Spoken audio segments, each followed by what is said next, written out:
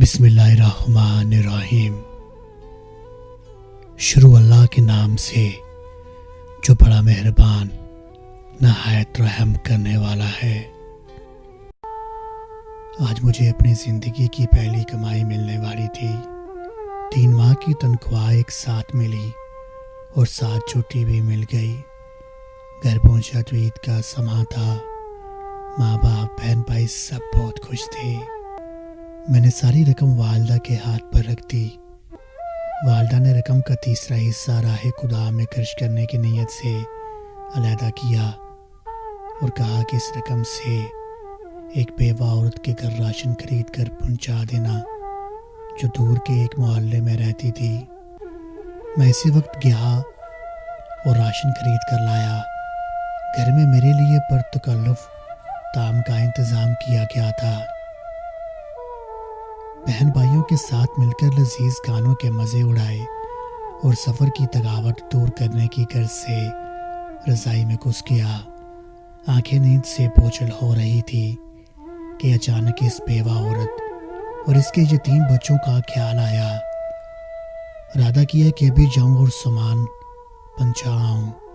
طبیعت میں سستی تھی، سوچا کہ کل پہنچا دوں گا، لیکن بعد میں خیال آیا میں تو پر تکلف گانے کا مزہ لے چکا، کہیں وہ بچے بھوکے نہ ہوں۔ اسی وقت لحاف سے نکلا، ایک چادر اوڑھی، تھیلا کاندھے پر رکھا اور اس کے گھر کی طرف نکل پڑا۔ شدید سردی تھی، دھند بھی زیادہ تھی اور بھاری تھیلا اٹھانے میں بھی کچھ دقت ہو رہی تھی۔ ایک دور محلے میں اس عورت کا گھر تھا۔ اس کا شوہر مزدوری کرتا تھا اور 4 بچے تھے۔ ایک ناگہاں حادثے میں شوہر کی موت ہو گئی اور اب اس کے یتیم بچوں پر دستے شفقت رکھنے والا کوئی نہ تھا۔ قسمت بھی بہت ستم ظریف ہے، کبھی کبھی ایسے لوگوں کو لپیٹ میں لے لیتی ہے جن کا خدا کے سوا کوئی نہیں ہوتا۔ خیالات کا ایک سمندر لیے اس بیوہ عورت کے گھر باہر پہنچا۔ گھر کیا تھا بلکہ ایک خرابہ تھا۔ ایک کمرہ، چھوٹا سا صحن اور ایک کمیدہ سی 4 دیواری تھی۔ دروازہ کھٹکھٹایا تو ایک 5 سالہ بچی باہر آئی جس کے چہرے پر پریشانی، خوف اور بھوک نمایاں تھی۔ میں اس کے چہرے کو تکے جا رہا تھا اور دل ہی دل میں دعا کر رہا تھا کہ خدا کسی بچے پر ایسا وقت نہ لائے۔ اس بچی نے ایک پرانا سا جوڑا پہنا ہوا تھا اور ایک شدید سردی میں ایک پھٹی پرانی جرسی پہنی ہوئی تھی۔ پاؤں پرانا تھے، وہ بھی اس سردی میں کہ پیروں کو جما کے رکھتے۔ میں نے کچھ کہے سنے بغیر راشن والا تھیلا زمین پر رکھا۔ تھیلے کو دیکھتی ہی وہ بولی، کیا اس میں کھانے کا سامان ہے؟ یہ سننا تھا کہ میں حیران ہو گیا۔ ایک بار پھر اس نے یہی سوال دہرایا۔ میں نے مثبت انداز میں سر ہلایا۔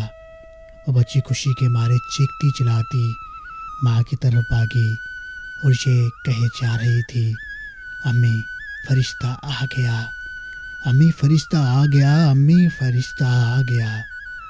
اور پھر دو اور چھوٹے بچے خوشی مارے دروازے پر توڑے چلے آئے۔ کبھی مجھے دیکھتے، کبھی اس تھیلے کو، اور خوشی سے لوٹ پوٹ ہوئے جا رہے تھے۔ میری آنکھوں سے آنسو رواں ہونے لگے، ہونٹ کپ کپا رہے تھے، ہر جسم میں ایک سرد لہر سی دوڑ رہی تھی۔ خدایا یہ کیا معاشرہ ہے؟ کیوں یہ بچے مجھ گناہگار کو فرشتہ سمجھ بیٹھے ہیں؟ انہیں سوچوں میں گلتان تھا کہ ایک خاتون جو ان کی ماں تھی دروازے پر آئی اور دروازے کی اوٹ میں کھڑی ہو کر روحانی سی آواز میں یہ کہنے لگی، میرے بچے 2 دن سے بھوکے تھے، غیرت گوارا نہیں کرتی کہ کسی کے آگے ہاتھ پھیلاؤں۔